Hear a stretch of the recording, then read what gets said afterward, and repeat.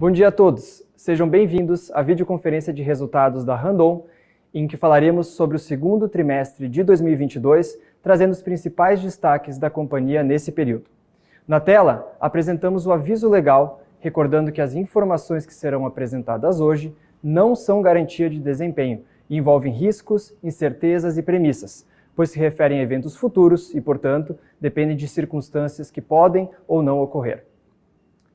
Na nossa agenda de hoje, teremos nosso CEO Sérgio Carvalho falando sobre os nossos negócios. Na sequência, o CFO e DRI Paulo Prignolato explicará nossos resultados consolidados. E por fim, o Esteban Angeletti, que é o diretor de Finanças e de Relações com Investidores, vai apresentar o desempenho por vertical de negócio. Após as apresentações, teremos a sessão de perguntas e respostas. Mas ao longo de toda a videoconferência, você já pode participar. A participação no Q&A pode ser feita de 3 formas. Por voz, clicando no botão Q&A, basta você escrever seu nome, empresa e idioma. Nós iremos anunciar a sua participação e aí é só ativar o microfone e fazer a sua pergunta. A segunda forma é por escrito, clicando no botão Q&A, informando seu nome e empresa e digitando a sua pergunta. E a terceira opção é por WhatsApp, enviando sua pergunta para o telefone que está aí na tela ou acessando o QR Code. Caso não tenhamos tempo de responder todas as perguntas ao vivo, nós da equipe de RI entraremos em contato após o evento. Eu recordo que a nossa videoconferência está sendo traduzida simultaneamente para o inglês e que ela conta com interpretação em Libras. Para colocar o seu áudio em inglês, basta clicar no botão Interpretation que está na barra inferior da tela. E para ficar só com o áudio do tradutor, basta clicar em Mute Original Audio. Eu informo também que o evento está sendo gravado e que a gravação será disponibilizada em nosso site de Relações com Investidores logo após o encerramento. Vamos iniciar agora as apresentações, começando pelo nosso CEO, Sérgio Carvalho. Saudações a todos, muito obrigado por estarem conosco em mais uma videoconferência de resultados da Randon para falarmos sobre o segundo trimestre de 2022. É uma satisfação compartilhar com vocês informações sobre esse período que foi desafiador, mas que também foi cheio de entregas e iniciativas muito importantes para nós. Como vocês sabem, estamos enfrentando um cenário de mercado mais complexo do que o esperado para esse ano, com juros altos, inflação, dificuldades nas cadeias globais de suprimentos e inúmeros outros desafios.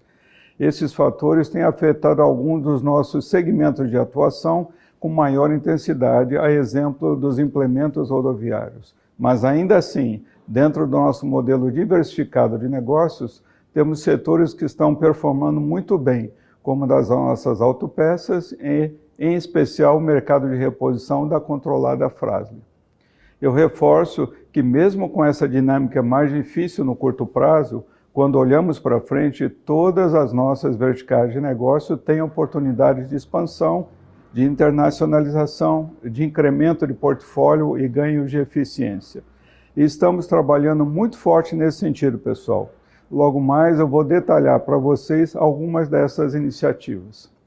Eu começo destacando brevemente os nossos números que depois o Paulo e o Esteban explicarão em mais detalhes. Nesse trimestre, mais uma vez, atingimos recorde de receita, atingindo 2,8 bilhões de receita líquida consolidada.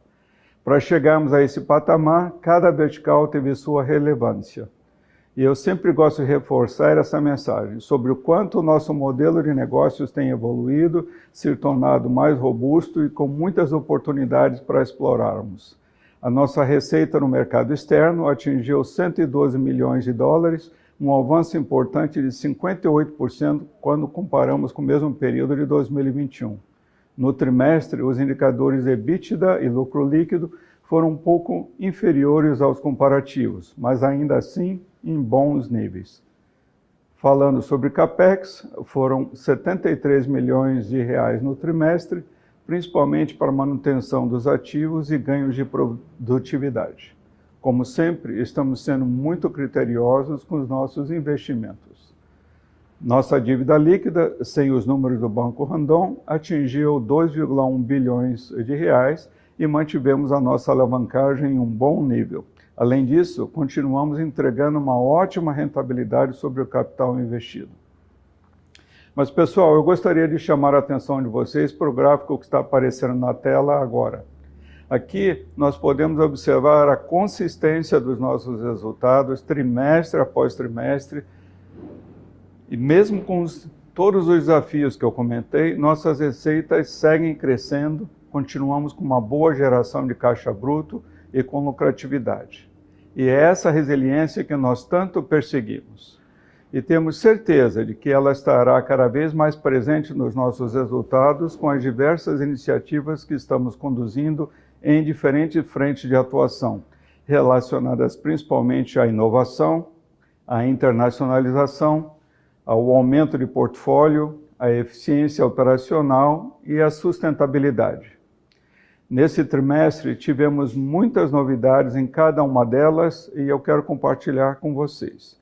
Começando pela inovação, lançamos a linha de produtos New R, na nossa vertical montadora, que está totalmente conectada ao nosso compromisso de oferecer soluções que agreguem valor aos nossos clientes, reduzindo o seu custo de operação. Esses novos semi-reboques, além de terem um design muito mais moderno, trazem soluções voltadas à modularidade, eletromobilidade e muita tecnologia embarcada. O grande destaque é o graneleiro alumínio, que possibilita aos nossos clientes carregarem 1 tonelada a mais de carga em cada produto. É um diferencial competitivo realmente muito grande e, além disso, ele traz benefícios para o meio ambiente. Na tela, vocês têm o QR Code para acessar o vídeo com o lançamento da linha New R e conferir mais detalhes. Outro marco importante e inovação que ocorreu no trimestre foi a regulamentação que permite o uso de semi-reboques com sistema de tração elétrico nas rodovias brasileiras. O nosso sistema ESIS foi tão inovador, pessoal, que não havia legislação prevista para esse tipo de produto. Então, tivemos que ir além da criação dessa solução e trabalhar também na construção da lei junto aos órgãos governamentais. Atualmente temos 2 modelos de semi-reboques com sistema ESIS rodando com clientes para fins de testes. Um é graneleiro e um frigorífico. E essa é a fase final de validação dessa tecnologia que deve ser comercializada até o final do ano. Pessoal, quero falar agora com vocês de um movimento muito relevante para as nossas empresas, relacionados à nossa estratégia de internacionalização. No último dia 7 de julho, nós divulgamos, em fato relevante, a intenção de compra da Hercules Enterprises, um fabricante de semi-reboques localizado nos Estados Unidos. Como vocês sabem, nós queremos ampliar nossas receitas no exterior, receitas em moeda forte, principalmente em mercados desenvolvidos, aumentando a resiliência dos nossos negócios. Os Estados Unidos são uma geografia fundamental nessa estratégia, já que eles são o maior mercado de semi-reboques do mundo ocidental, com muitas oportunidades para nós. Para vocês terem uma ideia, esse ano devem ser produzidos mais de 420 mil implementos dos mais variados segmentos no mercado norte-americano, ou seja, 5 a 6 vezes maior que o mercado brasileiro.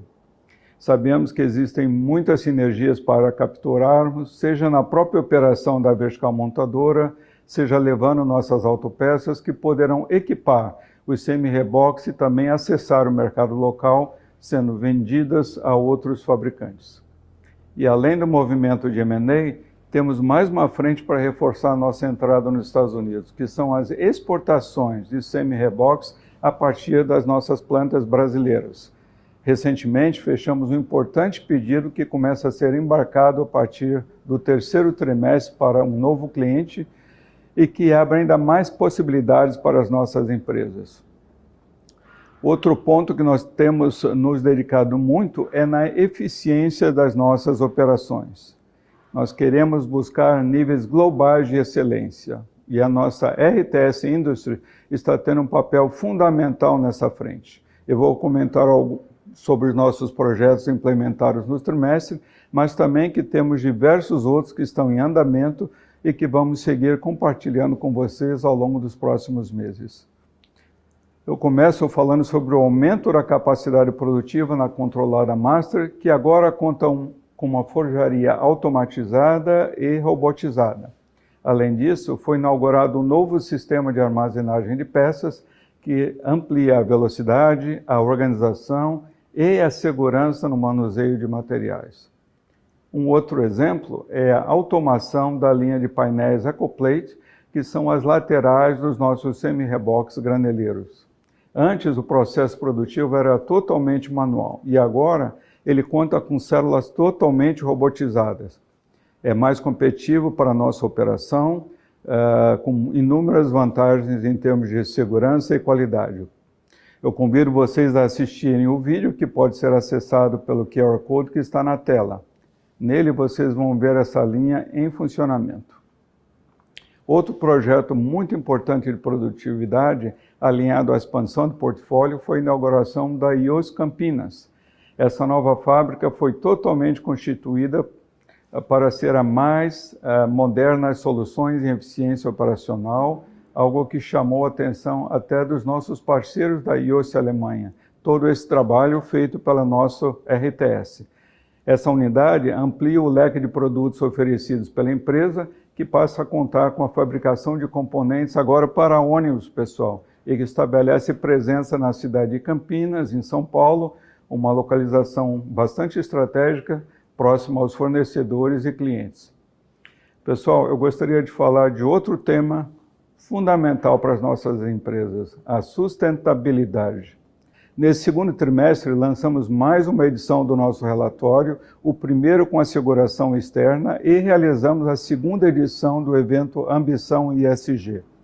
Vocês podem acessar os arquivos e também a gravação do evento no nosso site de RI. Quero destacar um importante anúncio que fizemos nesse encontro, que foi um investimento de 100 milhões de reais até 2030 em energias renováveis. Nós temos o compromisso de reduzir em 40% nossas emissões de gases do efeito estufa até essa data e já temos projetos em andamento, como a construção de 2 usinas fotovoltaicas, uma para abastecer o nosso CTR, o setor de expedição da nossa Randon Implementos, e a outra na unidade da Fras-le na China. Sabemos que é o início de uma jornada, mas estamos animados com essas entregas e com o que ainda podemos fazer. Outros motivos para celebrarmos foram os reconhecimentos das empresas Randon no prêmio Melhores do ISG da revista Exame e no ranking Merco.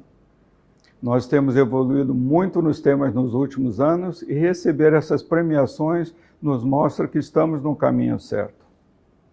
E passando para a parte final da minha apresentação, gostaria de falar sobre o nosso Randon Day. Quero agradecer a vocês, investidores, analistas, que nos acompanharam tanto presencialmente quanto de maneira remota. Foram mais de 1.000 pessoas assistindo e participando do nosso evento ao vivo. Ficamos muito felizes com todo esse interesse nas nossas empresas e pela possibilidade de contar em mais detalhes como nós estamos construindo o futuro hoje, pessoal. Lembrando que para quem não conseguiu acompanhar o evento, a gravação e o conteúdo apresentado estão disponíveis no site de RI. Esse evento, combinado com a nossa participação em conferências, na maneira com que nós nos relacionamos com o mercado de capitais e nas nossas práticas de governança, fizeram com que fôssemos destaques pelo 3º ano consecutivo no ranking da Institutional Investor, que é o principal reconhecimento global no mercado financeiro e de capitais. Nós lideramos todas as 8 categorias do ranking no setor de capital goods e small caps. Ficamos muito felizes e agradecidos pelo reconhecimento. Isso nos motiva a seguirmos evoluindo em nossa governança, nos comunicando de maneira sempre muito transparente com o mercado e buscando cada vez mais ampliar a qualidade das nossas divulgações. Muito obrigado mais uma vez e passo a palavra ao Paulo para dar sequência à apresentação. Obrigado, Sérgio, e um bom dia a todos que estão nos acompanhando na nossa videoconferência de resultados. Aproveito para reforçar o agradecimento do Sérgio pelo reconhecimento que recebemos do mercado de capitais no ranking da Institutional Investor e de deixar o meu muito obrigado a todos os times da Randon que trabalham em conjunto conosco na evolução da governança da companhia e das nossas boas práticas. Vou começar falando um pouco sobre nossos mercados de atuação, mais especificamente caminhões e semi-reboques. Nesse trimestre, nós observamos uma desaceleração da demanda quando comparamos com os números de 2021. Quando olhamos para o mercado de caminhões, um fator importante foi a escassez de semicondutores, que segue afetando a produção e as vendas desse segmento. Ainda assim, no acumulado do ano, os volumes estão próximos dos registrados no ano passado, que foi um ano de período positivo para esse tipo de produto. Ao analisarmos o mercado de semi-reboques, a complexidade e os desafios são um pouco maiores. Embora o agronegócio continue com um ótimo desempenho, suportando grande parte da demanda atual, outros setores, como os relacionados aos bens de consumo, têm sentido com maior intensidade os efeitos do aumento de juros e da inflação. Com isso, o ambiente de negócios tem se tornado mais desafiador, principalmente no mercado doméstico. Ainda assim, na primeira metade do ano, foram vendidos 40 mil implementos, número relevante quando consideramos o histórico do mercado brasileiro para esse mesmo período. Olhando para fora das fronteiras brasileiras, nós temos uma performance mais positiva nos comparativos tanto das exportações de caminhões quanto de semi-reboques. Isto se deve à recuperação da economia de algumas geografias e, no caso dos países vizinhos ao nosso, pelo bom momento do agronegócio, que, assim como no Brasil, é um importante fator de demanda. Passando agora para os números da Randon, começo pela receita líquida, em que nós tivemos mais um trimestre com recorde nesse indicador, somando 2,8 bilhões de reais. E como destaque, eu trago alguns fatores. Primeiro, o mercado de reposição performou muito bem, tanto no segmento de veículos comerciais como no de leves. Tivemos crescimento das exportações em praticamente todas as linhas de produto. A recomposição dos preços para repasse de inflação também nos permitiu ampliar a receita, mesmo com a queda de volumes em alguns segmentos. E nossas aquisições e constituições de empresas recentes, que adicionaram 79 milhões no segundo trimestre de 2022. Na análise da receita por vertical de negócio, observamos a importância da diversificação. Nossas três principais verticais têm participação relevante, cada uma com características distintas e complementares às outras. Detalhando por produto, temos uma boa distribuição, sendo os mais representativos os semi-reboques com 31%, seguidos por eixo e suspensões com 13%, e por materiais de fricção, que representaram 12,6% da nossa receita líquida. Quando observamos os mercados que demandam nossos produtos, 57% da receita líquida teve origem na venda de OEMs. E o mercado de reposição, que tem ganhado relevância nos últimos anos, atingindo 20,6% do nosso total. Abrindo agora as receitas do mercado externo, nós atingimos 112 milhões de dólares, crescimento de quase 58% no comparativo com o mesmo período de 2021. E como principais fatores para esse crescimento, eu destaco o agronegócio, que seguiu impulsionando os mercados da América do Sul, o aumento do preço médio dos produtos vendidos devido ao repasse de inflação, e novos clientes e contratos de fornecimento obtidos no período. Abrindo as receitas do mercado externo por geografia, observamos que as vendas para os países do Mercosul e para o Chile representaram 54% do total. E isso se deve em grande parte às exportações da vertical montadora, que tem maior preço médio e são destinadas para esta região. Já as vendas para os Estados Unidos, México e Canadá, que representaram 23,7% do total, tiveram origem principalmente da vertical controle de movimentos. Cabe destacar que essa geografia tende a ganhar representatividade com o início das exportações de semi-reboques para os Estados Unidos, já mencionadas anteriormente pelo Sérgio. Na tela agora vocês podem ver o gráfico com a performance do EBITDA e da margem de EBITDA. Nossa margem foi pressionada principalmente pelo aumento dos custos produtivos e dificuldade no repasse de preços. Por mais que tenhamos tomado diversas medidas para mitigar os impactos da inflação, o cenário de instabilidade global observado no trimestre pressionou algumas matérias-primas, importantes para o nosso processo produtivo. Além disso, tivemos que trabalhar com diferentes estratégias para fomentar a venda de produtos em estoque e para aumentar a carteira de produção, principalmente na vertical montadora. O ponto positivo foi a recuperação da liderança de mercado, mas que, em contrapartida, pressionou as margens. As outras verticais de negócio também tiveram desafios para a manutenção da rentabilidade, mas com uma dinâmica de mercado distinta. Na vertical controle de movimentos, por exemplo, foi possível recompor preços, mitigando os impactos da inflação. Gostaria de enfatizar ainda que temos trabalhado intensamente no controle de gastos e despesas para contribuir com a manutenção de bons níveis de rentabilidade, mesmo em um cenário de mercado mais complexo. Neste gráfico, observamos que o nosso resultado líquido segue positivo, porém sendo impactado tanto pelos fatores que eu trouxe ao comentar o EBITDA, quanto pelo resultado financeiro, que tem sido afetado principalmente pelo aumento de taxas de juros. Passando para os destaques financeiros, começo falando da nossa dívida líquida, que ao final de junho atingiu 2,1 bilhões de reais, com alavancagem de 1,5 vezes o EBITDA dos últimos 12 meses. Como vocês podem observar, no gráfico ao lado, tivemos uma melhora desse indicador no trimestre, principalmente em função dos recursos captados no follow-on da Fras-le.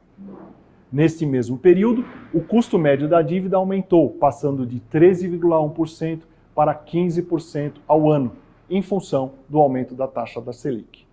A necessidade de capital de giro da companhia, sem os números do Banco Randon, atingiu 3,1 bilhões de reais ao final do semestre. As contas que mais impactaram foram clientes e estoques, como vocês podem observar na tela.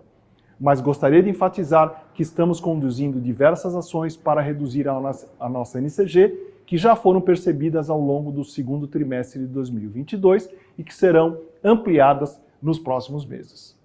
Falando um pouco sobre os investimentos realizados no trimestre, no total foram 459 milhões de reais distribuídos entre CAPEX, investimentos não orgânicos e integralização de capital.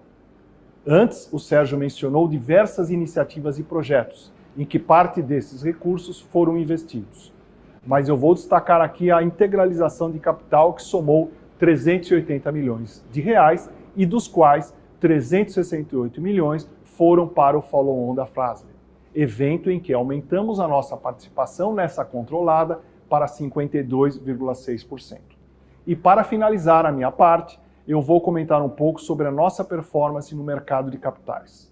No final de junho, nosso market cap era de 2,9 bilhões de reais, com a Rapid 4 valendo R$ 9,38 e a Rapid 3 R$ 8,05. Nosso volume médio diário negociado foi de 24 milhões no segundo trimestre de 2022, com uma queda quando comparamos com o mesmo período de 2021. Quanto ao perfil dos nossos acionistas, trazemos o gráfico de distribuição com base no total de ações. Ao final de junho, 39,6% da posição era detida pelo controlador, seguida por investidores institucionais com 23,1% e por 20,3% de estrangeiros. O restante está distribuído entre pessoas físicas e jurídicas. Agora, em julho, nós deliberamos sobre pagamento de juros sobre capital próprio. Será pago em 25 de agosto o valor bruto aproximado de 21 centavos por ação ordinária e preferencial, que totalizarão 70,4 milhões de reais pagos aos titulares de ações da companhia em 20 de julho de 2022. Finalizo a minha parte aqui e agora passo a palavra ao Esteban. Muito obrigado, Paulo. Bom dia a todos e obrigado por acompanharem a nossa videoconferência. É muito bom poder compartilhar com vocês mais um trimestre cheio de fatos importantes e de números consistentes. O Sérgio e o Paulo já abordaram aqui o contexto de mercado, nossos principais números e algumas iniciativas que ocorreram no trimestre. Agora eu vou detalhar um pouco mais o que ocorreu de mais relevante em cada vertical. Começando pela montadora, trazemos na tela os principais números. Como vocês podem observar, tivemos receitas muito boas, tanto no mercado doméstico quanto no mercado internacional.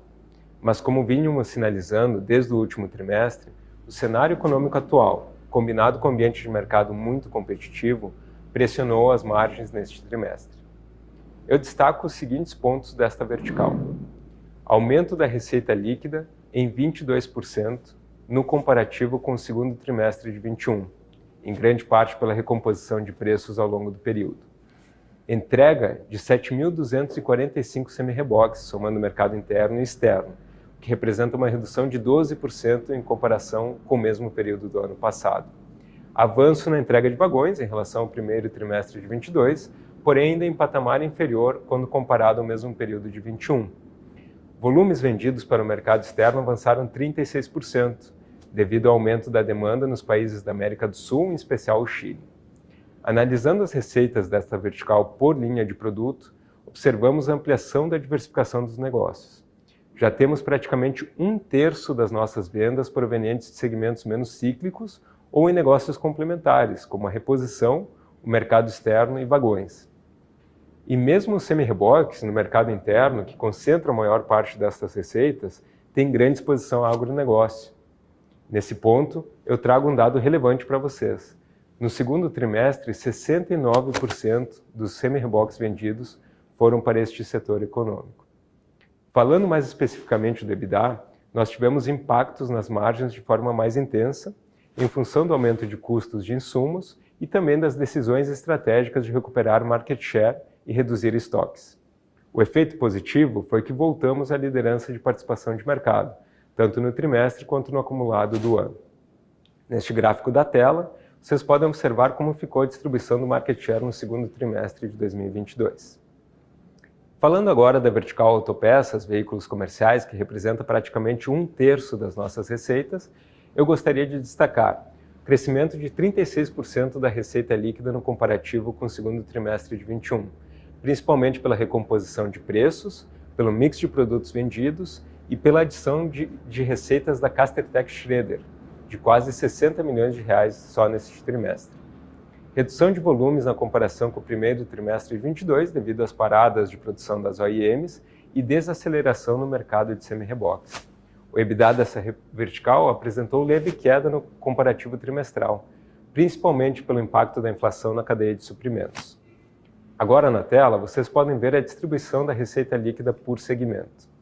As vendas para OEMs representaram praticamente 90% do total, mas destaco o equilíbrio na representatividade entre os diferentes segmentos de caminhões e semi-reboques. Além disso, é preciso destacar que temos trabalhado muito na conquista de novos clientes e projetos. Um exemplo disso é a controlada Castertech, que tem ampliado sua exposição ao agronegócio por meio da expansão de capacidade de fundição e usinagem e da ampliação do seu portfólio de produtos. Esse movimento permitiu à empresa fechar um contrato de fornecimento para um importante cliente do setor de máquinas agrícolas. Passo agora para a vertical controle de movimentos, que registrou recordes de receita em meio a um cenário de mercado positivo. Vou dividir a minha apresentação destacando tanto os pontos relacionados ao mercado interno, quanto as operações e vendas para o exterior. Falando mais especificamente do mercado brasileiro, eu destaco 57% das receitas tiveram origem no mercado de reposição, que permaneceu bastante aquecido em função da baixa disponibilidade de veículos novos. Destaco também a forte demanda de lonas de freio para veículos comerciais, impulsionada pelo agronegócio. A venda recorde de amortecedores fornecidos pela controlada Nakata. A melhora na disponibilidade de produtos importados, que são revendidos aqui no mercado brasileiro. Já para o mercado externo, as vendas somaram 83 milhões de dólares no segundo trimestre e representaram quase 40% da receita da Fras-le. Ressalto ainda os seguintes pontos. A forte demanda nas exportações de material de fricção para a linha comercial de discos de freios para veículos leves. O mercado norte-americano comprador, com ótimo nível de vendas. Recuperação gradativa do mercado europeu, que foi o mais atingido pelo conflito entre Rússia e Ucrânia. O EBITDA desta vertical seguiu em bom nível, em especial devido à recomposição de preços em diversas linhas de produto, que permitiram mitigar os impactos da inflação. Como vocês sabem, os resultados desta vertical se referem à nossa controlada Fras-le, que também é uma empresa de capital aberto. Então, para quem tiver interesse em saber mais detalhes sobre essa empresa, é só acessar o site ri.fras-le.com. Passando para a vertical Serviços Financeiros Digitais, que tem realizado importantes movimentos de transformação dos negócios para ampliar a oferta de serviços, eu trago os seguintes destaques. avanço de 58% na receita no comparativo trimestral, atingindo 118 milhões de reais no segundo trimestre de 22. Aumento no número de cotas vendidas, impulsionada pela boa performance do mercado agrícola e pela alta de juros, que torna esta modalidade de financiamento mais atrativa. Maior número de operações contratadas pelos clientes do Banco Randon, fomentada pelos negócios das empresas Randon, com carteira de crédito robusta. Porém, tivemos também o crescimento do CPV, pelo maior custo de captação do Banco Randon, devido à elevação da taxa Selic. E também tivemos aumento das despesas administrativas decorrente do pagamento de comissões, em função do alto volume de vendas de cotas de consórcio. Nesse ponto, cabe lembrar que enquanto a despesa entra no curto prazo e pressiona as margens, a receita que originou a comissão entrará em médio e longo prazo e beneficiará as margens da empresa nos próximos trimestres. Por fim, temos a vertical Tecnologia Avançada e Headquarter. Como vocês puderam acompanhar pela fala do Sérgio, essa vertical tem sido muito importante para as empresas Randon, a exemplo da RTS Industry, que tem apoiado no desenvolvimento de automação e de novas tecnologias para nossas operações industriais. Já o CTR apoiou o desenvolvimento da Randon Smart, que é uma plataforma de telemetria e sensoriamento, que traz muitos benefícios aos clientes da Randon Implementos, com geração de dados úteis para a manutenção dos veículos e até mesmo para ganhos de eficiência e produtividade. Nesta vertical, atingimos receita líquida de 39 milhões de reais, com EBITDA de 126 milhões de reais. Retirando a equivalência patrimonial da holding, o EBITDA seria negativo em aproximadamente 5 milhões de reais. Cabe destacar que Headquarter ainda é mais representativo que os demais negócios e tem como objetivo suportar as atividades das demais verticais sem a geração de resultado. À medida que as unidades desta vertical ganharem relevância, o EBITDA, excluindo a equivalência patrimonial, deverá transitar no campo positivo. E nesse sentido, é importante frisar que estamos em momento de construção e desenvolvimento de muitos projetos, semeando diversas oportunidades para colher frutos futuramente.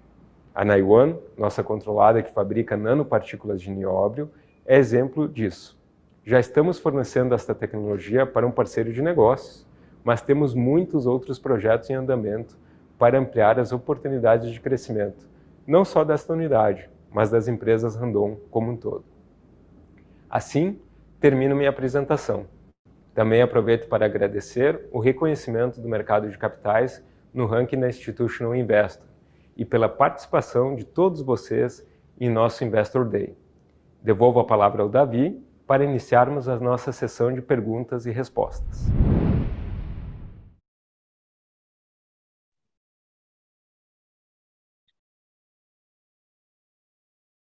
Bom dia a todos. Nós vamos iniciar agora. Agradeço primeiro Esteban, Sérgio e Paulo pela participação. A gente vai começar agora a nossa sessão de perguntas e respostas.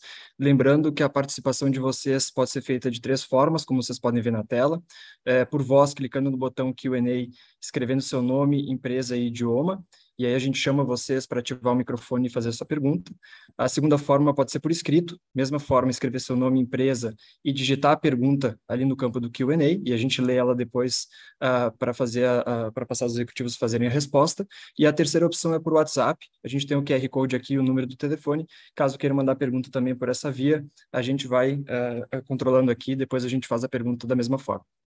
Então, para começar agora, a gente inicia por pergunta por voz, com o Lucas Marchiori, do BTG. Obrigado, Lucas, aí pela participação. Pode fazer a sua pergunta. Obrigado, Davi. Bom dia, pessoal. Dois tópicos dentro de implementos que eu queria ouvi-los aí um pouquinho agora. O primeiro, talvez discutir um pouco a estratégia, implementos, né? A gente viu esse primeiro semestre ser um pouco... o market share ser volátil, a gente tem conhecimento daí de alguns projetos de crescimento de capacidade, então queria entender qual que é o update mais recente do ponto de vista do que é a estratégia implementos, eventualmente a tentar segurar a share, privilegiar dinâmica de precificação, repassar preço, ser o lead price maker aqui da indústria, ou eventualmente, como aconteceu aqui no Q2, talvez privilegiar um pouco de diluição de capacidade, voltar para volume, enfim, eu vi um pouco dessa estratégia de vocês. E segundo, talvez um pouco mais rápido aqui, acho que o Sérgio comentou na apresentação dele, um contrato de exportação de implementos para os Estados Unidos, que junto, né, com a nova capacidade lá da Hércules, é um pouco da estratégia de vocês crescer por lá. Se puderem comentar um pouquinho sobre esse contrato, assim, é relevante? Qual o tamanho? Talvez em unidades ali. Eu queria entender se o Brasil é realmente muito competitivo para exportar implemento aí para o mercado americano, se isso aqui deveria ser uma nova janela de crescimento aqui. Esses 2 pontos, pessoal. Obrigado. Lucas, obrigado pela pergunta, obrigado por participar da nossa conferência. Eu vou compartilhar essa resposta aqui com o Sérgio, vou começar só dando um pano de fundo. Sérgio, por favor, depois fique à vontade aí para aprofundar nesses 2 temas. Bom, Lucas, com relação, entendo que as 2 perguntas elas estão bastante relacionadas, né, sobre estratégia de implementos, e não é de hoje que a gente vem comentando que essa estratégia passa por crescimento também fora do Brasil. Quando a gente olha para o histórico de Randon, né, nós temos sido líderes de mercado, tendo uma participação aí de 35% a 40%, e fica mais difícil crescer quando você já é o líder de mercado, por isso que a gente tem buscado novas geografias. Nós somos reconhecidos aí na exportação de produtos, principalmente no Mercosul, no Chile, como foi mencionado também na apresentação, e na África. Porém, a gente sabe que o grande volume, né, a gente fala que a grande festa mesmo, em termos de volume de implementos, ocorre no hemisfério norte, principalmente aí Estados Unidos, Europa e a Ásia. E os Estados Unidos é uma geografia, o continente norte-americano, né, como um todo, é uma geografia onde a gente entende que existe uma penetração maior pelo nosso produto, e a gente está endereçando isso através de 3 frentes, né? Seja através da exportação, através do brownfield, com a potencial aquisição ainda a cumprir condições precedentes da Hércules, seja através do próprio greenfield, aumentando, né, organicamente nossas operações a partir dos Estados Unidos. Aí que entra justamente a questão da exportação, que a gente não pode aqui, claro, comentar nome de clientes, nem volumes. O que a gente pode comentar é que é uma das maiores exportações para o mercado norte-americano que a gente já teve na companhia, né, em toda a história da companhia. E, de novo, acreditamos que esse é apenas a porta de entrada aqui para a gente não só levar o nosso semi-reboque, mas também levar nossas autopeças para passar a fornecer para outros fabricantes lá nos Estados Unidos. Voltando para o mercado doméstico, aqui a gente comentava desde o trimestre passado que o ano todo ia ser uma busca de equilíbrio entre market share e rentabilidade. A gente gostaria e luta, né, para ter sempre os 2 juntos, né, continuar sendo líder de mercado com uma boa rentabilidade, porém isso é um fio da navalha, né, um equilíbrio muito tênue para a gente conseguir buscar. E continua sendo a dinâmica para o restante do ano aqui. A gente tem a cabeça assim de permanecer como líder de mercado, porém, a gente vai buscar, se o mercado não está pagando o preço que a gente entende o adequado, ou que não absorve repasse de inflação, a gente vai buscar o possível dentro de casa para mitigar esse impacto de inflação e mantermos a nossa margem, né? Sérgio, por favor, fica à vontade se você quiser complementar. Perfeito, Lucas. Obrigado pela pergunta. Acho que o Esteban já elaborou bem aqui na resposta. O que nós estamos fazendo, Lucas, é muito análogo àquilo que nós temos insistido nas nossas divulgações para as empresas Randon como um todo, que nós temos um modelo para a nossa divisão montadora também mais resiliente às variações de mercado. Então, nós temos ali crescimento da parte ferroviária, das carrocerias, tem crescido agora com uma velocidade maior também, a nossa divisão de reposição dentro da montadora tem crescido, a parte internacional da nossa divisão montadora está crescendo, tudo isso com o mesmo objetivo de nós termos mais consistência, mais resiliência ali nas receitas. E dentro do mercado doméstico, nós investimos bastante no ano passado e esse ano em aumento de capacidade. Nós criamos ali Araraquara 2 também, tirando toda a produção de vagões da operação tradicional de semi-reboque, de maneira a expandir de uma maneira mais significativa a nossa capacidade produtiva. Fizemos rearranjos de produção de determinado tipo de produto entre as nossas diversas unidades fabris, também com o objetivo de ganharmos mais capacidade.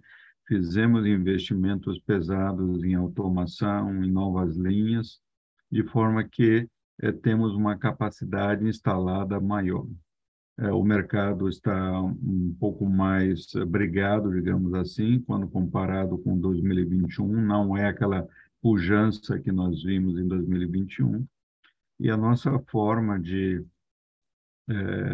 a curto, mas principalmente a médio prazo, de continuar crescendo bem nesses setores é através de tecnologia. Então, nós já havíamos anunciado, por exemplo, a nossa carreta basculante conceito, né, com vantagens gigantescas. Nós já havíamos falado do nosso sistema ESIS, a nossa carreta Randon híbrida R, e nós lançamos recentemente o nosso New R, né, nossa graneleira, com vantagens gigantescas para os usuários finais, melhorando muito, né, o desempenho operacional para eles, e isso está sendo um tremendo sucesso para nós. Então, nossa intenção é de continuar disputando o mercado, mantendo a nossa posição de liderança. Já, digamos, nos recuperamos daquelas anomalias que nós descrevemos na última na divulgação de resultados, onde nós tínhamos muita venda, mas não os licenciamentos que eram a base para a determinação da penetração no mercado, e temos colocado muitos pontos à frente de penetração dos nossos concorrentes mais próximos. Temos feito, como o Esteban já aludiu, um esforço um pouco maior naquilo que se refere à margem, mas não estamos entrando em nenhuma guerra suicida, digamos assim, de preços. Não vamos fazer isso para levar números que comprometam a sanidade do negócio. Então, existem bids, volumes grandes acontecendo, onde nós não vamos fazer coisas que não façam sentido para a nossa empresa financeiramente. Lembrando a todos que as empresas Randon têm um modelo muito sinergístico, né? Aquilo que você vende numa unidade de negócio, numa vertical, nós temos margens que nós deixamos em outras unidades de negócio também.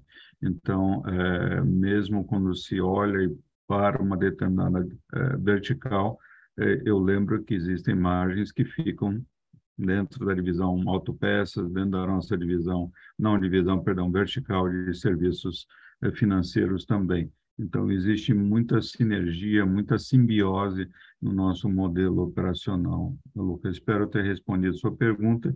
O Esteban já mencionou na parte de exportação, né, na parte do mercado norte-americano. Estamos trabalhando para finalizar a transação da Hércules que nós anunciamos. Vamos produzir lá e temos já esse mês de agosto, iniciamos as exportações, sim, de produtos acabados para o mercado americano de uma forma competitiva, Lucas, apesar do frete marítimo internacional estar ainda bastante alto, custoso, digamos assim, e vamos produzir uma quantidade substancial de unidades esse ano, alguma coisa aí da ordem de 800 unidades que nós devemos enviar para lá nesse ano. Obrigado, Sérgio. Obrigado, bom dia. Obrigado, Lucas. Bom, a nossa próxima pergunta aqui vem do Lucas Lag, da XP. Lucas, obrigado aí por participar com a gente da videoconferência. Vamos abrir o microfone e você pode fazer a pergunta. Bom dia, pessoal. Eu tenho, acho que um ponto mais específico aqui em relação a, acho que essa dinâmica de contração de margem, né, quando a gente olha para o segundo TRI versus, tanto na ótica ano contra ano, quanto na ótica TRI a TRI. né? E aqui pensando em dois pontos específicos em relação à vertical montadora e à vertical de autopeças para veículos comerciais, né? Mas começando pela vertical montadora, a gente viu até um aumento sequencial aqui no preço unitário dos implementos, né? E bem forte, né, na comparação ano contra ano. Acho que deixa claro aqui a questão do aumento o repasse de custos, né? E mesmo nesse contexto, né, da estratégia de ganhos de retomada de market share, né, dá para pensar que essa queda de margem, né, quando a gente compara, tanto acho que mais no tri a tri aqui, foi mais por conta da redução de estoques mais caros, né, e aí deveria retomar melhores patamares nos próximos trimestres, salvo sazonalidade, né, do quarto tri, ou tem um efeito mix aqui que pode ter prejudicado a comparabilidade de preços unitários também, né, com eventual, né, maior participação de produtos com maior valor agregado, que deixa difícil essa comparabilidade, né? Então, primeiro, acho que esse ponto da vertical montadora, e aí, em relação à vertical de autopeças para veículos comerciais, né, a gente sabe que essa vertical possui contratos mais amarrados, né, entre aspas, aqui em relação à rentabilidade, né, com as montadoras. Então, é possível pensar que a queda de margem nesse segmento, né, foi ocasionada por um descasamento, né, entre repasse de preço e faturamento de custo, sendo mais pontual aqui no segundo tri, devendo retomar a patamares mais elevados aí no terceiro, quarto tri. Então, são esses dois pontos, pessoal. Obrigado. Lucas, obrigado pela pergunta. Já vou me permitir aqui combinar com uma pergunta que a gente teve pelo chat do Gustavo Volpato. Gustavo, obrigado também por acompanhar a gente, que pergunta mais ou menos nessa mesma linha, né? Uma explicação sobre as margens e as perspectivas aqui para frente de recuperação, né? Então, começando pela vertical montadora, Lucas e Gustavo, existem dois pontos aqui, um que é o efeito base, né? A base de comparação. A gente tem que lembrar que quando compara com o primeiro semestre do ano passado, a gente alertava já sobre um descolamento positivo entre o nosso repasse de preço que a gente havia conseguido passar para o mercado estava bastante comprador e permitia isso, e a nossa estratégia de antecipação de compra de matéria-primas. Então, a nossa base de comparação, ele carregava esse descasamento positivo, onde a gente havia conseguido já antecipar o repasse de preço e produzia com um estoque, né, com um custo menor. E a gente já alertava que a tendência era essas duas curvas se encontrarem, a curva do custo e a curva do preço, né, o que efetivamente acabou acontecendo nesse trimestre aqui, no segundo trimestre de 2022, tá? O que a gente vê na vertical montadora é uma combinação de fatores, não é isolado, né? Então a gente tem um pouco da queda de volume, um pouco de mix e um pouco de preço também, tá? Mais especificamente falando sobre mix, aqui o que aconteceu, e isso reflete na conta do preço médio, né? A gente teve um atraso ou uma postergação de venda de graneleiros, que geralmente é carregado no começo do ano, nos primeiros meses do ano. Isso não ocorreu por diversos fatores, um deles a própria alta da taxa Selic e a incerteza econômica e a própria incerteza trazida pela guerra em relação aos fertilizantes, que acabou, na nossa visão, postergando a colocação de pedidos por parte de clientes do agronegócio, mas aí a gente já está vendo isso retomando aqui no segundo semestre do ano, tá? E aí, de novo, já antecipando um pouco, né, o fato de termos, potencialmente no segundo semestre do ano, uma maior quantidade de pedidos de graneleiro, talvez derrube essa conta do preço médio, mas não é que em função de desconto, e sim por um ticket médio inferior em relação à comparação do primeiro semestre de 2022, tá? Em relação à vertical autopeças, aqui a gente tem o mix que favoreceu também no mesmo racional da vertical montadora, né, favoreceu um ticket médio maior. Por outro lado, a gente teve uma redução de volume e isso acabou pressionando um pouco as margens da vertical autopeças. A gente sabe que durante esse trimestre alguns de nossos clientes montadoras pararam, fizeram algumas paralisações, seja por falta de componentes, seja para redução de estoque, e isso acabou pressionando a margem, um volume menor acabou pressionando a margem, tá? Nossa expectativa aqui, obviamente, conforme a cadeia de suprimentos vai se regularizando, a gente deve ver essas margens voltando a um patamar mais, vamos dizer assim, mais equilibrado em relação aos períodos anteriores. E aí, para fechar esse tema de margem, né, e acho que ressaltar aqui o fato bom de ter um portfólio diversificado de negócios. Por outro lado, a gente teve a vertical Fras-le, né, a vertical de controle de movimentos, que defendeu muito bem as margens do grupo, né, pela sua resiliência, pela sua característica de resiliência de negócio, acabou trazendo uma margem, contribuindo positivamente para a margem do grupo. Então, acho que esse que é um pouco o racional do nosso negócio. O Sérgio explorou isso anteriormente na pergunta do Lucas Marchiori, né, sobre a vertical montadora, mas essa estratégia de diversificação ela acaba se expandindo para o grupo como um todo. Não sei se Sérgio e Paulo, se vocês quiserem complementar, por favor, fiquem à vontade.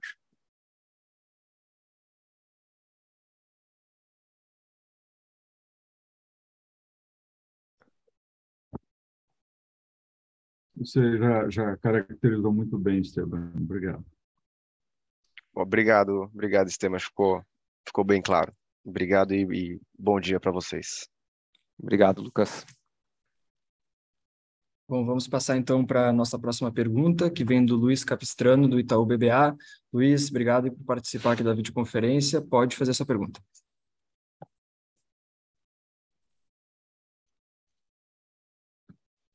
Pessoal, bom dia. Obrigado pelo espaço. Acho que a gente já discutiu aqui bastante das dinâmicas aí de cada negócio. Eu tenho mais duas perguntas pontuais com relação a isso, mas depois eu queria também casar com uma pergunta sobre o guidance. A primeira é uma atualização assim com relação a um pouco mais de detalhe nessa estratégia de implementos, esse balanço, essa dinâmica delicada entre market share e preço, casar isso também com uma discussão de estoque, porque eu entendo que vocês fecharam o primeiro trimestre com um estoque alto aí, né, antecipando os efeitos da guerra, e logo depois a gente viu um momento que as matérias-primas elas se arrefeceram. Eu queria entender, puxar essa discussão para o segundo e para o terceiro trimestre agora, com a seguinte pergunta: os estoques que você fecharam em 31 de junho, agora, que é o que a gente vê nesse balanço publicado, eles estão com um preço de matéria-prima acima do que vocês estão vendo em julho e agosto? Isso deve ter, mais uma vez, um impacto em margem negativo no terceiro trimestre, dado o custo de carrego mesmo, a transição ali do estoque para o CPV, descolar do preço que a gente vê da commodity na tela. E a segunda pergunta também é uma atualização com relação à dinâmica competitiva, que vocês fizeram alguns repasses no início do ano, a concorrência não acompanhou, mas os custos continuaram subindo no segundo trimestre, né, como vocês comentaram. Queria entender como que a concorrência está se comportando com relação a isso, se ainda a gente está vendo eles segurando muito repasse. E para fechar tudo isso, eu queria só colocar em perspectiva aqui o guidance de vocês. Parece que quando a gente olha para a receita, o topo do range ele parece estar muito dentro de casa já, né? Se vocês replicam a performance de vendas aí do primeiro semestre, vocês já ficam confortáveis com relação ao topo do range. Com relação à margem, se a gente pega uma dinâmica no segundo semestre um pouco mais parecida com a do segundo trimestre, parece que a margem ela fica um pouco mais voltada para o bottom do range. Então, assim, eu tenho essas duas perguntas mais específicas do negócio para começar. E para fechar, seria legal ouvir de vocês, casando toda essa discussão que a gente teve até agora e das perguntas anteriores, como que vocês enxergam essa questão do guidance, se de fato para receita vocês estão confortáveis em ficar no topo, e se para a margem de fato o cenário base aí parece ser de fato ficar mais para a parte inferior. Obrigado. Obrigado, Luiz. Eu vou me permitir dividir essa pergunta com o Sérgio. Sérgio, de repente, se você quiser comentar um pouquinho sobre a dinâmica competitiva, acho que a gente tem conversado recentemente sobre isso. E Paulo, também, se você de repente quiser comentar sobre guidance na sequência, mas eu abro aqui, Luiz, e obrigado aí pela pergunta, pela participação, falando um pouquinho sobre essa questão do estoque, tá? E aí na sequência já passo para Sérgio e para Paulo. Bom, com relação ao estoque, Luiz, a gente de fato carregou um estoque de produtos prontos maiores aqui no final desse primeiro semestre do ano, porém não vejo um impacto significativo em termos de custo. Existe sim uma tendência de estabilização de custo, pelo menos não ou não uma ameaça, uma potencial aumento de custo como nós vimos no ano passado. Porém, no que temos carregando no estoque, ele não tem um impacto significativo para as vendas futuras, tá? Em relação ao preço mesmo, né, a gente vê o mercado muito mais racional do que foi na última crise de 2016. Existe diferença sim, porém essa é uma diferença, eu diria, muito mais normal em termos de racionalização de preço. Ninguém está fazendo uma guerra de preço muito significativa, até porque os concorrentes ou os fabricantes que sobreviveram à crise, a última grande crise, aprenderam a lição em termos de preservar a caixa também, exceto salvo uma que outra exceção, tá? Sérgio, se você quiser aproveitar já esse gancho para falar dos fabricantes e dos concorrentes, dinâmica competitiva de mercado, te passo a palavra.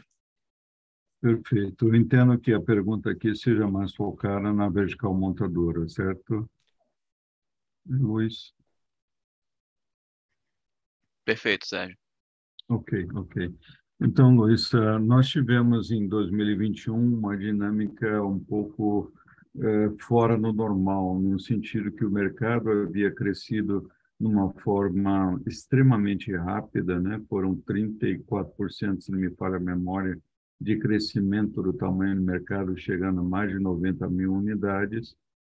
E isso pegou muitos produtores, inclusive nós, a Randon, sem ter a capacidade de produção alinhada à demanda do mercado. E ao se ver numa situação de restrição de capacidade, nós tivemos que a oportunidade, digamos assim, de gerenciar melhor as margens, já que eu não tenho como produzir e atender o meu mercado de uma maneira tradicional, eu posso maximizar o meu resultado dentro daquilo que eu consigo produzir, se você me entende. Mas essa dinâmica para 2022 já é diferente. O mercado caiu, né, já não tem o mesmo patamar, ainda é um mercado muito bom, em níveis muito bons, o Paulo já havia coberto isso na sua fala, mas os volumes estão inferiores aos volumes, o Esteban também, né, aos volumes de 2021. E nós expandimos a nossa capacidade produtiva e estamos de volta a estar mais alinhados com a dinâmica que nós já tínhamos historicamente. Então, tirando essa anomalia que eu citei há pouco e citei na última reunião que nós tivemos de divulgação de resultados também, né, que se refere a market share, nós já estamos ali de volta nas nossas penetrações, colocando 7 pontos percentuais, em junho foram 10 pontos percentuais à frente da nossa concorrente nesse sentido. E essa dinâmica de 2022, por questões de casamento, o Esteban já elaborou, de defasagem entre matérias-primas, a inflação, a habilidade de repassar, está tendo sim um impacto em algumas margens, mas nós temos aí bastante convicção de que, número um, para nós, empresas Randon, né, nós deixamos margens em outras das nossas unidades, então nós não podemos esquecer o todo nesse processo. Vamos continuar com nossa agressividade, digamos assim, no mercado, não vamos fazer nenhuma loucura. Agressividade é uma coisa, loucura é uma coisa bem distinta. E vamos continuar investindo em tecnologias, como eu citei. Temos um lançamento novo aí maravilhoso, que está ganhando muita atenção, o que nos permite trazer muito valor para o mercado e muito valor para nós, inclusive em termos de margem. Obrigado, Sérgio. Paulo, acho que para fechar aqui a pergunta do Luiz, comentar um pouquinho sobre guidance de receita e de margem também. Luiz, bom dia, muito obrigado aí pela participação, pela sua pergunta.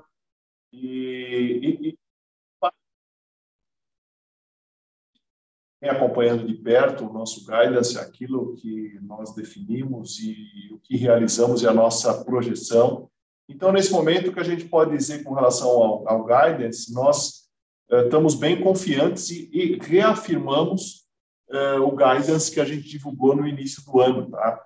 Então, acho que essa é a melhor forma de a gente se posicionar com relação a esse ponto, porque o objetivo ali é manter esse range em função de uma série de variáveis, e essa é a razão da gente manter um range, né? Mercados, mix, volume de exportação, o câmbio propriamente dito, que tem uma volatilidade muito grande, essa volatilidade deve se manter. Então, a gente reafirma o nosso guidance, tá, Luiz? Obrigado, Paulo. Obrigado, Luiz. Obrigado. Bom, passando então para a nossa próxima pergunta, vem da Renata Cabral do Citi. Renata, obrigado por estar com a gente aqui essa manhã. Pode fazer sua pergunta. Oi, pessoal, bom dia. Obrigada aí por pegar a minha pergunta. Do meu lado aqui são duas, né? Uma também um follow-up em relação ao guidance. Vocês estão tendo, né, uma performance muito boa em mercado internacional. E eu imagino que o guidance foi feito antes, né, dessas movimentações em relação aos Estados Unidos, tanto da exportação quanto da aquisição da Hércules. Então, minha pergunta é se existe a possibilidade, inclusive, de passar, né, o topo do guidance. E a minha segunda pergunta é ainda em relação ao mercado internacional e implementos. Eu acho que teve uma sinalização da companhia, né, antes de concluir o anúncio, né, da Hércules, de que existia uma intenção de ir para mercados maduros, poderia ser Estados Unidos e Europa. A minha pergunta é se, depois dessa aquisição, pelo menos no curto prazo, a Europa estaria fora do jogo ou ainda é uma possibilidade? São essas minhas duas perguntas. Obrigada. Legal, obrigado, Renata, por nos acompanhar. Acho que passo a dividir essa pergunta aqui com o Paulo. Paulo, se você puder comentar sobre o guidance em relação às receitas no exterior.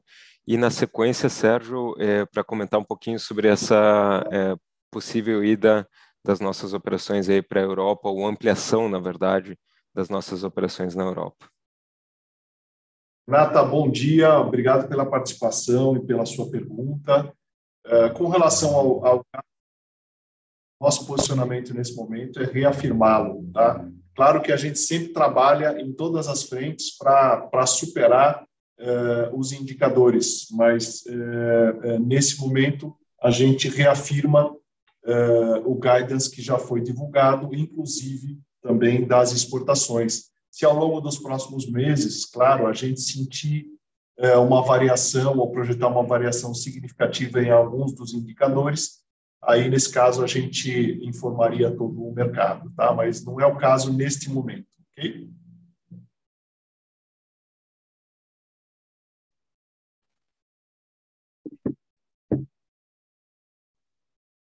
Esteban, quanto à pergunta sobre Europa, Isso. você quer responder? Gostaria que eu falasse?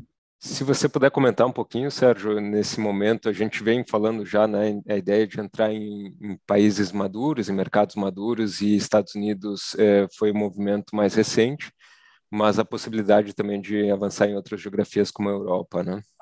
Perfeito. Nós já temos, né, Renata, em primeiro lugar, obrigado pela pergunta. Nós já temos uma presença na Europa através da nossa controlada Fras-le, e para o tipo de portfólio como o da Fras-le, nós acreditamos que o mercado europeu seja, sim, uma opção, uma boa opção para nós como expansão. Mas quando nós falamos, por exemplo, para semi-rebox, nós não vemos a Europa como uma prioridade para nós naquilo que se refere a semi-rebox. Nós acreditamos que tenhamos mais condições de nos integrar melhor, de desenvolvermos o nosso modelo de negócio diferente do que aquilo que o mercado americano está acostumado, que nós possamos capturar mais valor de uma forma mais fácil no mercado norte-americano do que no mercado europeu.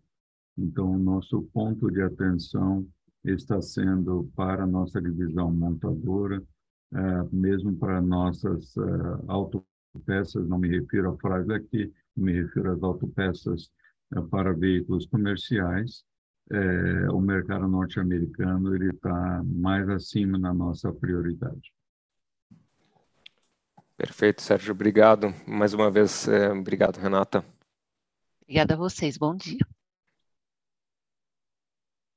Bom, passando para a próxima pergunta, que vem do Pedro Fontana, do Bradesco BBI. Pedro, obrigado por estar com a gente, pode fazer a pergunta. Oi, pessoal, boa tarde. Primeiro, obrigado por pegar minha pergunta, parabéns pelo resultado. Recentemente, a Randon lançou a Randon Venice, a primeira distribuidora própria. Eu queria entender qual é a estratégia por trás desse movimento, se vocês pretendem internalizar a rede de distribuição. Perfeito, Pedro. Obrigado pela pergunta, por participar e acompanhar nossa videoconferência. Sérgio, acho que você é a pessoa mais indicada para comentar sobre essa pergunta aí. Perfeito, Pedro, obrigado pela pergunta. A resposta direta é não planejamos internar nossa rede de distribuição. Então, por que fizemos isso com a Venice? Porque uma série de razões. Em primeiro lugar, é ali a nossa central, é onde nós já atuamos, estamos baseados, já temos uma infraestrutura e nós tínhamos, no nosso modelo de desenvolvimento, nossos distribuidores, eles têm que atuar não apenas na venda do produto, mas serviços e peças também. Nós tínhamos dificuldades em avançar nesse tema e também vemos uma oportunidade, ao ter feito esse movimento, de atuarmos como um laboratório para diversos mecanismos diferentes de comercialização, de prestação de serviço. Então, nós podemos usar como uma incubadora, né, experimentarmos modelos diferentes, na medida que julguemos que um modelo diferente é mais adequado, aí nós apresentamos isso para o restante das nossas redes. Então, foram esses os racionais que nós usamos, mas não temos intenção de integrar a nossa rede de distribuição. Estamos muito felizes com ela, de uma maneira geral, muito pelo contrário, queremos continuar desenvolvendo e aumentando a nossa colaboração com a nossa rede. Perfeito. Obrigado, Pedro. Obrigado, Sérgio. Acho que temos tempo para mais uma, Davi. Vamos lá, então, vamos para a nossa última pergunta. Antes de chamar aqui, vai ser do Jonathan Coutras, do JP, mas antes de chamar, Jonathan, para só lembrando que as perguntas que a gente, porventura, que não consegui responder agora, em função do tempo, a gente vai entrar em contato e responder elas posteriormente. E então, agora a gente passa então, para essa última pergunta por voz. Jonathan, por favor, pode fazer sua pergunta. Perfeito, obrigado, Davi. Todos me escutam? Escutamos sim, Jonathan. Boa tarde, Esteban, Sérgio. Era mais um follow-up na internalização, que era se pudesse dar um pouco mais de cor sobre o ambiente competitivo nos Estados Unidos, né? Então, qual seria a vantagem competitiva que a Hercules teria? Seria mais uma questão de eficiência com o know-how de vocês, com preços mais competitivos, ou algum outro fator? Lembro que o Sérgio tinha comentado um pouco sobre isso já no Random Day, mas queria ouvir um pouquinho mais, se possível. Obrigado, pessoal. Claro, Jonathan, obrigado aí pela pergunta, pela oportunidade de falar um pouco mais sobre esse movimento importante para a gente. O Sérgio, obviamente, vai poder expandir mais, mas só para dar um pano de fundo aqui, e na apresentação o Sérgio já comentou, né, um mercado que tem aí de 5 a 6 vezes volume maior que o mercado brasileiro, e tem características diferentes tanto na ponta de cliente quanto na ponta de fabricantes e concorrentes, né, um mercado muito mais fragmentado e de nicho, né, o exemplo da própria Hercules, que fabrica um portfólio de produtos muito menor que o que nós fabricamos aqui no Brasil, então a gente enxerga uma possibilidade de crescimento bastante grande, seja via Greenfield, né, ampliando aquela operação com as nossas próprias conhecimentos, habilidades, seja também com relação à consolidação do mercado norte-americano também como uma oportunidade. E o Sérgio, em outras oportunidades, também comentou no próprio Investor Day em relação a competitividade da nossa manufatura versus o que se encontra também nas plantas dos Estados Unidos, como sendo um diferencial competitivo bastante importante para a gente penetrar o mercado norte-americano, né, Sérgio? Perfeito, Esteban. Jonathan, obrigado pela pergunta. Então, qual é a nossa ideia? Nossa ideia, né, naquilo que se refere a esse mercadão, né, nós falamos, são 400, entre aquilo que é o tradicional reportado nas estatísticas americanas, são 360 mil unidades, e os chamados porta-containers são mais 60 mil, eles não entram nessa estatística, o total algo como 420 mil unidades. É um mercadão, se você imaginar, nós conseguimos chegar a 5% de penetração, são 20 e tantas mil unidades, 10% de penetração, nós estamos falando de 40 mil unidades. Então, é um mercado muito, muito grande. O mercado americano, em alguns segmentos, automóveis, autopeças, para caminhões, por exemplo, ele é bastante moderno, efetivo, competitivo, eu diria. Mas no segmento de semi-reboques, a realidade é um pouco diferente. Foram os comentários que você se recorda de eu ter feito, realmente, o Esteban já comentou aqui há pouquinho, onde as operações nesse segmento, na sua maioria, não hajam exceções, mas na sua maioria, elas não têm investimentos compatíveis com aquilo que nós fazemos aqui no Brasil, por exemplo, ou mesmo em outras partes do globo. Então, tem muita coisa ali que, se você fosse visitar hoje, Jonathan, você seria um túnel no tempo aqui, seria um retorno ao passado de 20 a 30 anos. Então, o que nós queremos fazer, né, para recapitular? Nós usamos ali a analogia de você engatinhar, depois andar e depois correr. Então, nós queremos participar de nichos, para que nós possamos aprender um pouco mais, nos americanizar um pouco mais, a maneira de comercializar o produto lá é um pouco diferente. Nós precisamos absorver um pouco mais dessa cultura, né, nos americanizar. E depois expandir um pouco mais rapidamente para outros nichos, já andando, e depois nós queremos correr, aí nós já estaríamos atuando com uma maneira de distribuir os produtos mais alinhada com o modelo americano, mas adicionando muito mais tecnologia para os produtos nessa próxima fase.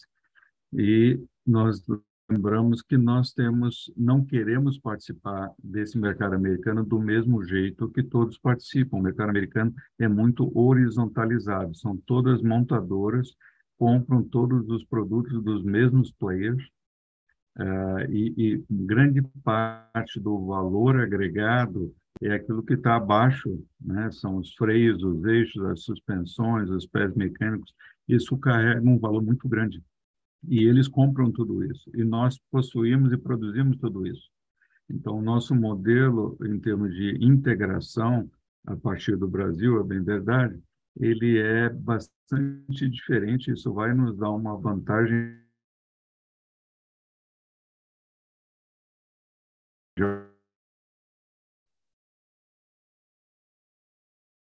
nesse jogo. Nós vamos trazer mais valor para os nossos clientes, mais valor para as nossas empresas, e essa criação de valor vai ter, digamos, ferramentas diferentes na medida que nós avancemos na escala do engatinhar, andar ou correr. Bom, Sérgio, obrigado. Obrigado, Jonathan, mais uma vez aí. Davi, devolvo para ti. Vamos lá, a gente está, então, encerrando a nossa videoconferência. Eu vou passar agora para o Sérgio fazer as considerações finais. Sérgio, por favor. Nós continuamos bastante otimistas com relação ao futuro das nossas empresas. Vamos continuar na nossa jornada de dividir com transparência, com profissionalismo, tudo aquilo que nós temos feito. E quaisquer dúvidas que os senhores tenham, as perguntas que nós não conseguimos responder aqui, nós com certeza responderemos através de outros meios, e quaisquer dúvidas, nós temos aqui a nossa equipe de RI conosco estamos todos disponíveis aqui para responder as dúvidas ou fazer esclarecimentos que se façam necessários. Muito obrigado e até a próxima. Obrigado, bom dia a todos. Pessoal. Bom dia a todos. Obrigado, gente. Valeu. Bom dia.